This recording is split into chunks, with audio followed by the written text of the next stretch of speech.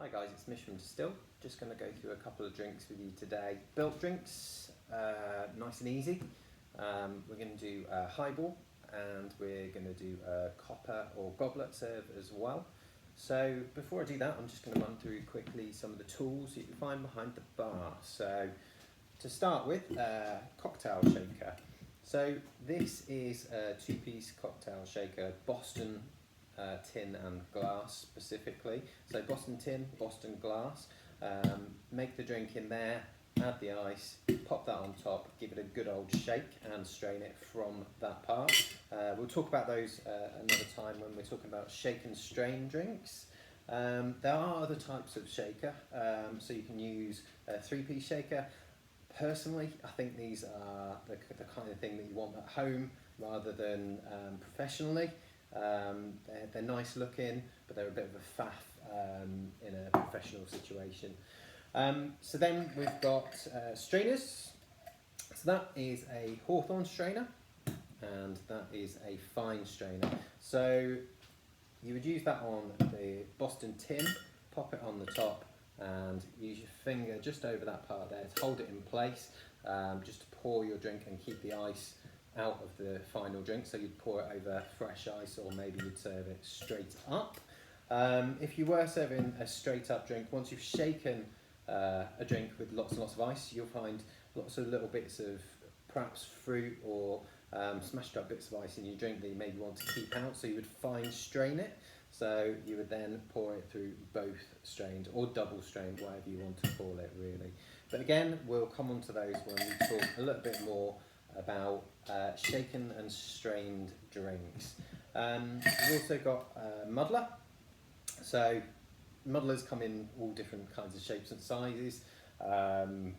Tellingly, perhaps mine's oversized. I don't know what I'm compensating for there, but that is obviously to muddle fruit in drinks, berries, soft fruit like that, citrus fruit. I tend to find that a bigger size muddler is just a bit easier to get a bit of weight behind it.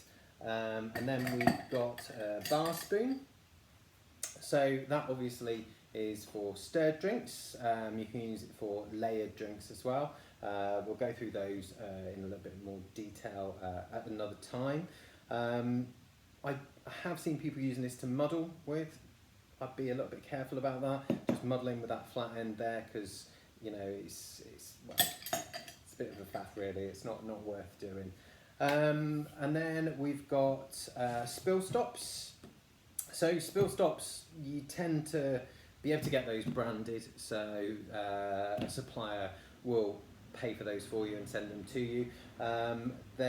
Please, when you do place them on your bar, make sure that the logo, the writing is facing the customer. It sounds really basic, but I see that all the time, where the writing's facing the bartender. There's no point really, is there? Because it's the customer, you know that you stock JD Honey and Jack Daniels and Havana Club and all those things. It's for your customer's benefit, obviously.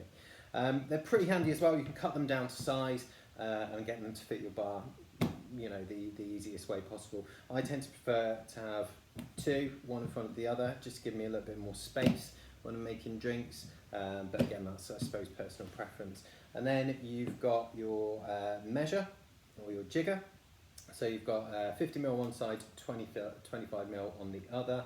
And then a couple of things that I like to use. One of them is cocktail napkin or bev nap. Now the reason I like these is when you're really busy on the bar and you're trying to serve a couple of people at once, a really good way of just showing someone that they are going to be served next, even though you haven't taken their order necessarily, is just putting a cocktail napkin or a bev nap down in front of them. Also, it means that once they've left the bar, they've had the drinks, taken them with them, you can give the bar a quick wipe and it saves your bar top getting all messy. Because first thing you do, let's face it, when you go to a bar and you're trying to say, I'm next to the bar, you pop your elbow in there to say, look, this is me, this is my part of the bar. You don't really want to be doing that with a nice new white shirt and suddenly finding that someone's spilled a load of drinks on the bar top. So they're pretty useful generally, I'd say. good to get bartenders in the habit of using, definitely. And cost-wise, it's not a huge cost. Something else that I tend to use for drinks very occasionally, just to add a little bit of theatre for not much cost. So these are atomizers. You can buy them on Amazon, they're pretty cheap. Basically, you can use all sorts in them. Just a quick spritz on the top of your drink, just before you serve it, just adds a little bit of character, a little bit of flourish, and it costs you very little. So in that one I've got black pepper. So all I've done really is taken high strength alcohol, so in this case Rare Nephew Overproof, that's about 63%, so that's quite punchy, and just left it for a day or so with some cracked black pepper, just give it some real character, filtered it out, filled that up, and that'll give me a nice black peppery punchy character. It's good if you've got sort of quite a sweet fruity drink. It just adds a bit of character, a bit of depth. Like I say, it costs very little. It costs so little, but it's just an extra bit of experience for your guests. And another one I use as well is rose water. That's good for sort of slightly smoky drinks as well. So let's make a drink then. So I'm going to make just a nice simple highball serve. So a highball is essentially a sort of tall, slim glass like that. The highball drink itself is pretty much just spirit and mixer, and that's about it. So obviously your ice and your garnish in there, but they're not complex, they're quick, they're easy. I think they pretty much started in America with scotch and soda, huge in Japan. Japanese whiskies and soda, just they're consumed in huge quantities over there. So it's a nice, simple, easy serve. I'm going to do tequila and tonic for this one. So I'm going to fill my glass with ice.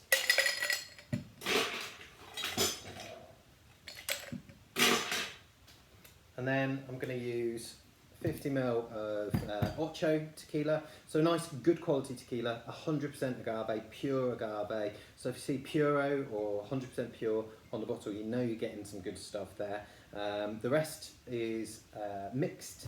So mixed tequilas, they're your sort of Cuervo sours, or slightly cheaper tequilas that you'll tend to find all sorts of other stuff in there.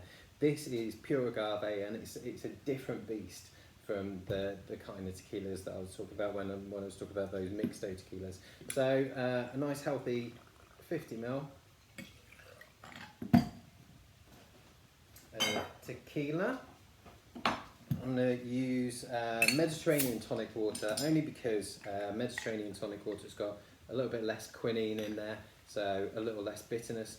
And you tend to find with tequila, the agave, which is what tequila's made from, there can be a little bit of bitterness in there. So, you know, less quinine in a Mediterranean tonic water means it's less sort of full on with the bitterness. And then just finish that with a couple of lime wedges. Pop a straw in there. And that's it. Nice and easy, nice and quick. Just a really, it smells great, nice simple serve. So I'll just put that off to one side, and we are going to make next a gin and tonic, but a slight twist on gin and tonic, copper serve, which are the really popular glasses at the moment, the big sort of fishbowl glasses. So we're going to fill this with ice. So with these glasses, you absolutely need to put a load of ice in there, otherwise they're just going to look a little bit tragic. So let's fill this one up. There we go. So fill up with ice. We're going to use 50ml of Oppier gin. So Oppier I always find a really interesting spirit because I think it's probably a bit of a stretch calling itself a London dry gin, because the juniper is not exactly the most prominent characteristic in there. There's a lot of Indian inspired spices in there, so lots of cumin, black pepper. It smells amazing, and it's just a really interesting flavoured gin. It's quite easy to pick out. It's got a lot of character, So it's just a nice addition to a menu. So 50 ml.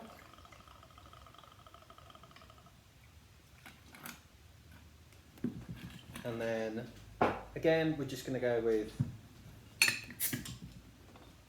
Mediterranean tonic water,